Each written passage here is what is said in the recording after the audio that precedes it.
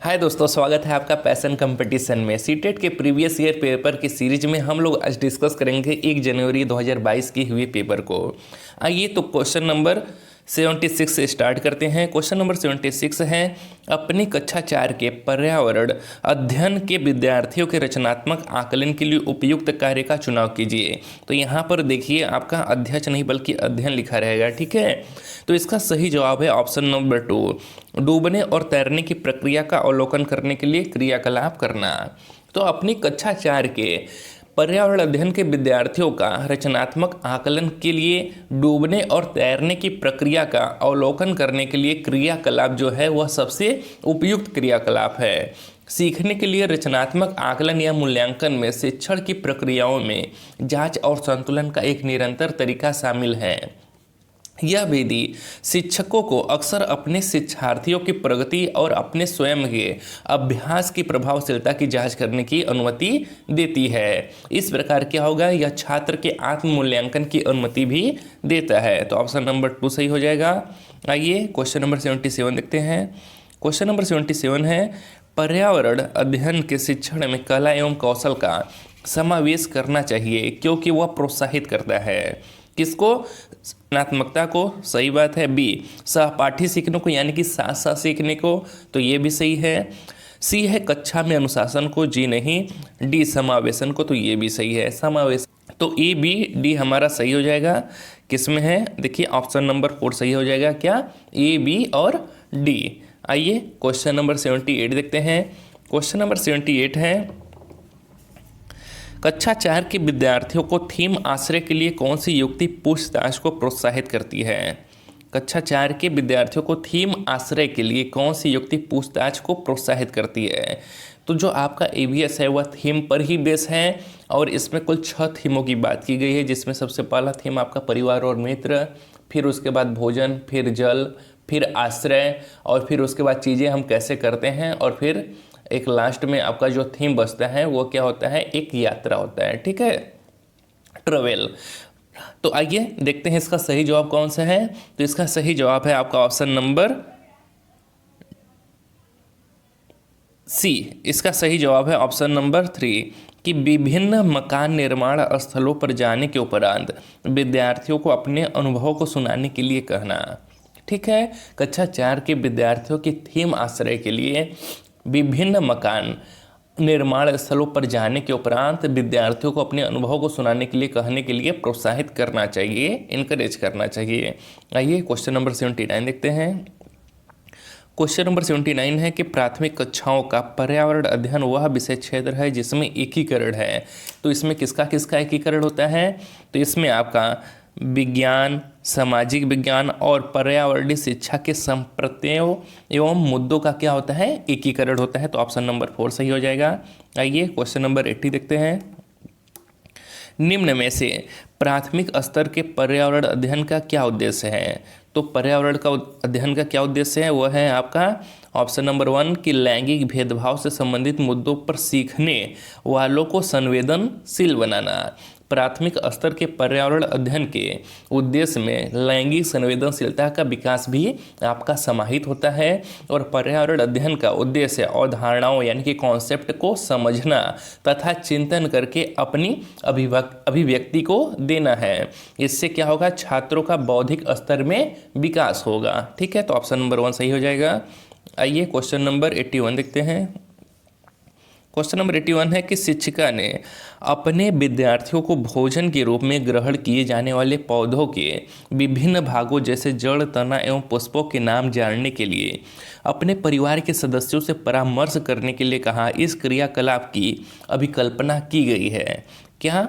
तो इसका option number 1 सही हो जाएगा कि अनुभवात्मक सीखने को प्रोत्साहित करने के लिए। ठीक है, शिक्षिका ने अपने विद्यार्थियों को भोजन के रूप में ग्रहण किए जाने वाले पौधों के विभिन्न भागों जैसे कि जड़, तना एवं पुष्पों के नाम जानने के लिए क्या किया है? अपने परिवार के सदस्यों से परामर्श करने के लिए कहा। ठीक है, तो ये जो पूरा क्रियाकलाप हुआ, ठीक है, यह क्या हुआ? उनके अपने एक्सपीरियंस से सीखने को क्या किया गया है? इसमें इनकरेज किया गया है, प्रोत्साहित किया गया है।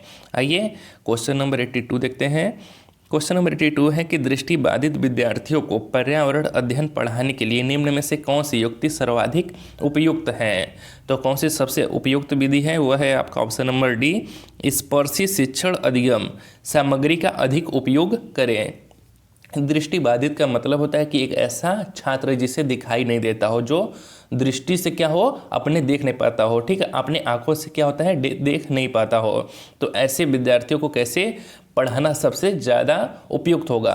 तो दृष्टिबाधित विद्यार्थियों को पर्यावरण अध्ययन पढ़ाने के लिए स्पर्शी शिक्षण अधिगम सामग्री, मतलब एक ऐसा शिक्षण अधिगम सामग्री जिसको बच्चा स्पर्श कर सके, छू सके, उसका उपयोग करना चाहिए। यह सबसे उपयुक्त विधि होगी, ठीक है।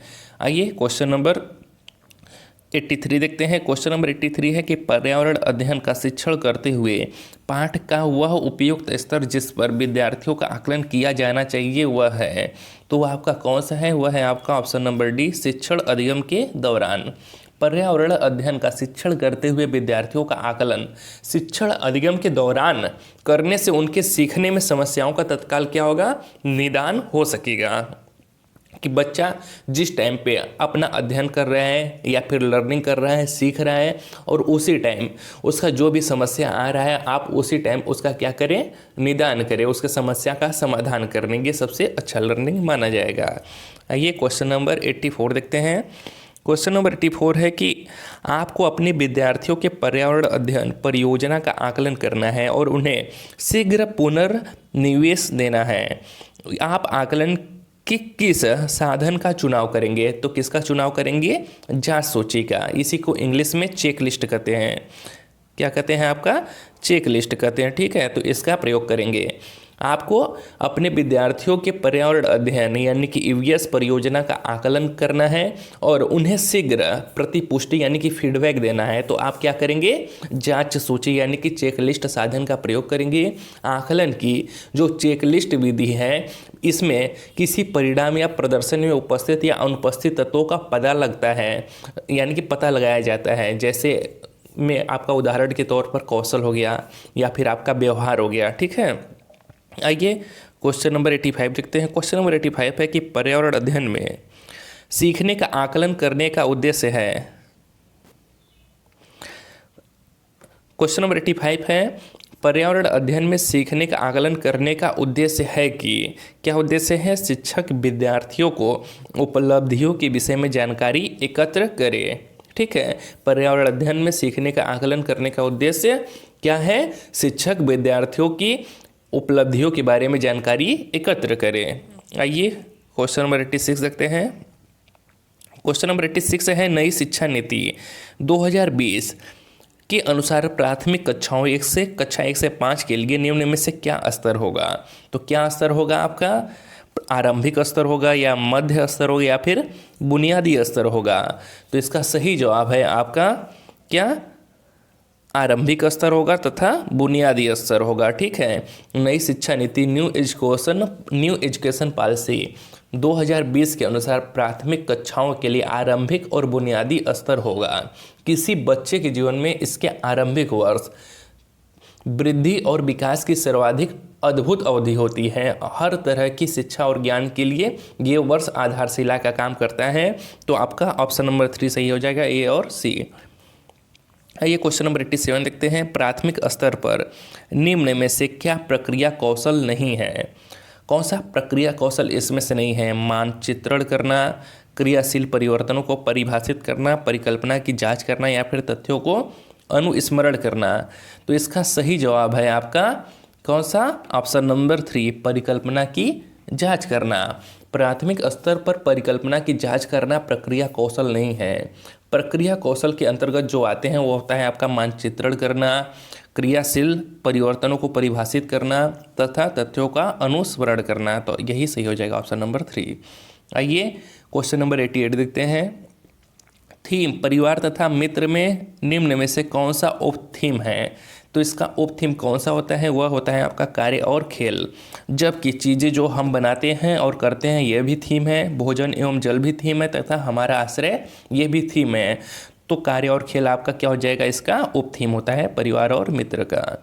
आइए क्वेश्चन नंबर 89 देखते हैं। क्वेश्चन नंबर 89 है कि निम्न में से कौन सा एक अपसारी प्रश्न है जो पर्यावरण अध्ययन की शिक्षिका अपने छात्राओं की सृजनात्मक क्षमता को प्रोत्साहित करने के लिए पूछेंगी। तो कौन सा है इसमें से? वह है आपका ऑप्शन नंबर बी कि दिल्ली जैसे शहरों में वायु प्रदूषण को कम करने के लिए आप क्या कदम उठाएंगे। यह एक अपसारी प्रश्न है जो पर्यावरण अध्ययन की शिक्षिका अपनी छात्राओं की सृजनात्मक क्षमता को क्या करेंगे? प्रोत्साहित करने के लिए पूछेंगे। अपसारी प्रश्न से आशय उस समस्या के समाधान के लिए, अपसारी प्रश्न क्या होता है कि जब किसी व्यक्ति के सामने कोई समस्या रखी जाती है एवं उस समस्या के समाधान के लिए वह व्यक्ति अपनी इमेजिनेशन, कल्पना शक्ति एवं अपनी सृजनात्मकता का प्रयोग करता है तथा उस समस्या के समाधान के रूप में एक से अधिक हल, सॉल्यूशन प्रस्तुत करता है, तो इस प्रकार के चिंतन को ही अपसारी चिंतन कहते हैं। आइए क्वेश्चन नंबर 90 देखते हैं और इस वीडियो का लास्ट प्रश्न है। अगर वीडियो अच्छा लगा हो तो वीडियो को लाइक और चैनल को सब्सक्राइब करिएगा। दोस्तों, आपको 2021 और 2022 में हुए ऑनलाइन एग्जाम की किस पेपर का सॉल्यूशन देखना है, कमेंट बॉक्स में ज़रूर से हमें मतलब कि रिप्लाई करें। आपको जल्द से जल्द उसका सॉल्यूशन अवेलेबल करवाया जाएगा इस चैनल पर। आइए तो क्वेश्चन नंबर 90 देखते हैं। विद्यार्थियों द्वारा पर्यावरण अध्ययन के सीखने का गत्यात्मक, समग्र तथा अनुभवात्मक प्रकृति का उत्तम आकलन किया जाता है। किसके द्वारा? तो वह है आपका ऑप्शन नंबर 3 विश्वसनीय आकलन युक्तियों द्वारा। ठीक है, विद्यार्थियों द्वारा पर्यावरण अध्ययन के सीखने का गत्यात्मक, समग्र तथा अनुभवात्मक प्रकृति का उत्तम आकलन का क्या होता है? विश्वसनीय आकलन युक्तियों द्वारा किया जाता है। अगर वीडियो अच्छा लगा हो तो वीडियो को लाइक और चैनल को सब्सक्राइब करिएगा दोस्तों।